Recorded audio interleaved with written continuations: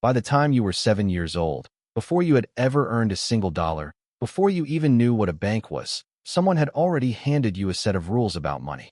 You didn't choose them. You probably can't even see them. But they've been quietly steering every financial decision you've made since. And here is the uncomfortable part.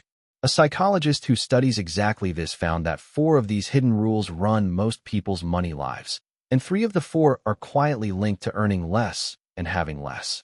One of them sounds like the responsible one, the careful one, the good with money one, and it might be the one holding you back the most. Stay with this, because once you can see the rule you were handed, you finally get to decide whether to keep it. Think about how you actually learned about money. Nobody sat you down and taught you. There was no class. Instead, you watched.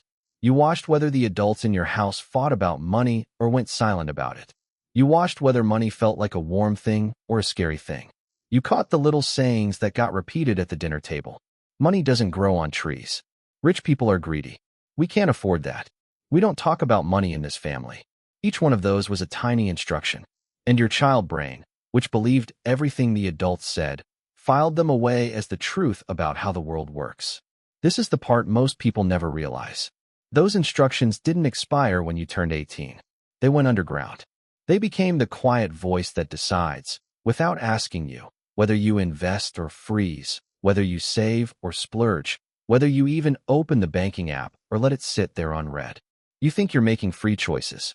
You're often just following orders you were given before you could spell your own name. A financial psychologist named Dr. Brad Klontz gave these hidden orders a name. He called them money scripts. And in 2011, in the Journal of Financial Therapy, he and his colleague Sonia Britt published a study built on surveying hundreds of people, and they found that almost all of these beliefs sort into just 4 patterns. 4. That's the whole deck. And once you know the 4, you start seeing them everywhere, including in the mirror. So let's walk through them. Watch for the one that feels a little too familiar, because that's usually your own. The first script is money avoidance. This is the belief, buried deep, that money is bad. That wanting it makes you a bad person. That rich people must have done something dirty to get rich. If you grew up hearing that money corrupts, that the wealthy are all crooks, that it's somehow more noble to be broke, you might be carrying this one. And here's the trap. If some part of you believes money is dirty, you will quietly push it away your whole life. You'll undercharge for your work. You'll feel guilty when you have a little extra, so you'll get rid of it. You'll avoid looking at your accounts because looking feels shameful. Think of it like a man who's been told his whole life that the boss is evil, so he refuses every promotion. He's not lazy. He's loyal to a rule he never questioned. And the rule keeps him small. The second script is money worship. This is the flip side. This is the belief that money is the answer to everything.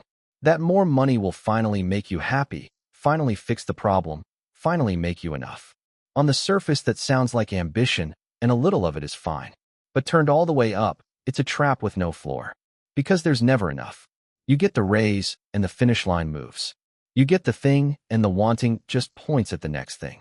Klontz found this pattern linked to more credit card debt and less savings. Because the worshiper is always spending toward a feeling that money can't actually deliver.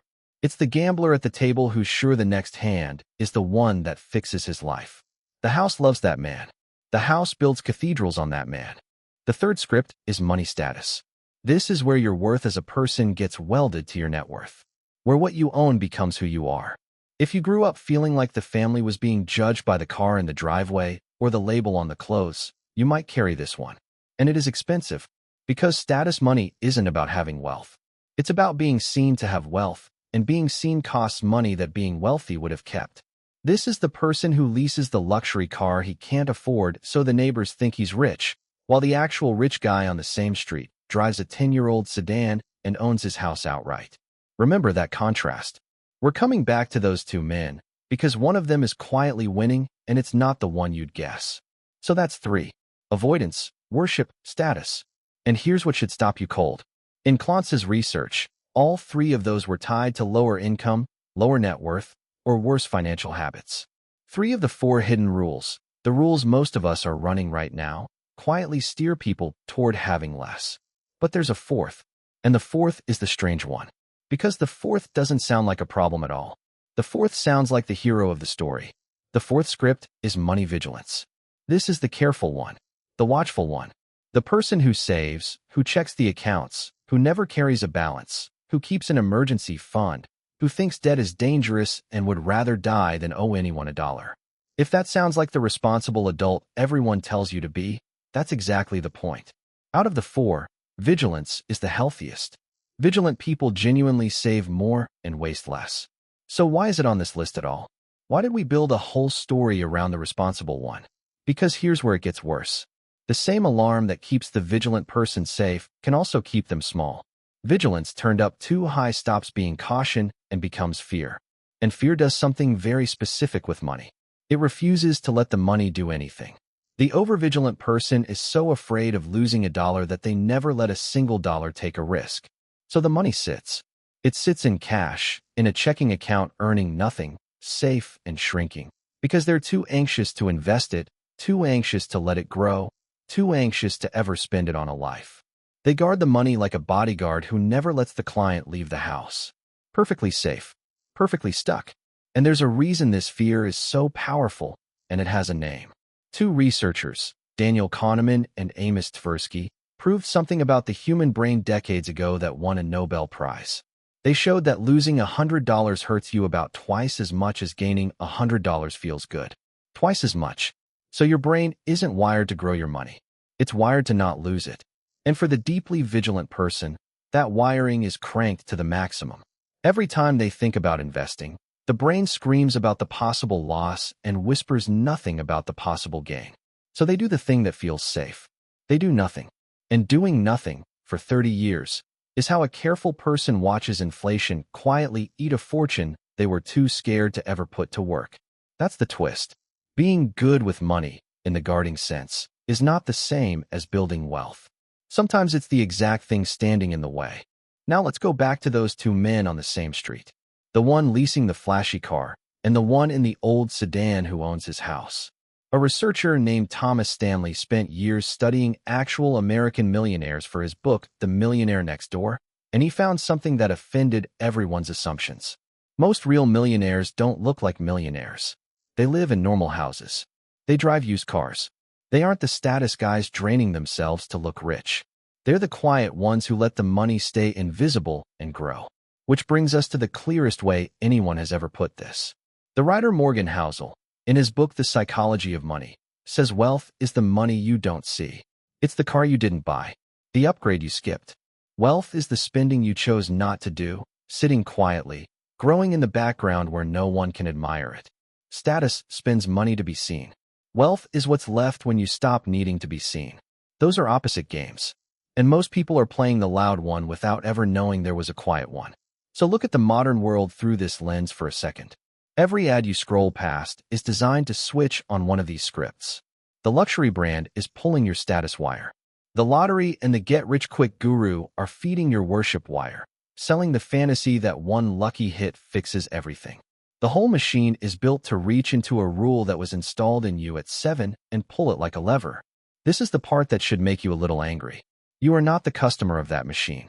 You're the product it was designed to work on. And it works because it's not really persuading you. It's just pressing a button that was wired in long before you could defend yourself. But here is the thing that changes everything. And it's the reason to sit with all of this. A rule you can't see runs you completely. A rule you can see, you get to vote on. The moment you can name your script out loud, this is the one I was handed, the avoidance, the worship, the status, the fear dressed up as being careful. It stops being the truth about the world and becomes just a story someone told a child a long time ago. And you're not that child anymore. You can keep the parts that serve you. The vigilant person's discipline is a gift, and you can put down the parts that don't, the fear that won't let a single dollar grow. That choice was never available to you while the rules stayed in the dark. It's available now, because you just turned the light on. If watching this made one of those four click into place, if you felt a little jolt of recognition on one of them, then you're exactly the kind of person this channel is built for, the kind who would rather see the rules than be run by them. Subscribe and stay, because the next thing to understand is even sharper. There's a specific trick your own brain plays with money that feels like being smart, and is actually how careful people talk themselves out of getting rich. And once you see it, you can't unsee it. That's where this goes next. Because the rules you were handed at 7 ran your money for decades in the dark. You can see them now, and that is the exact moment they stop running you.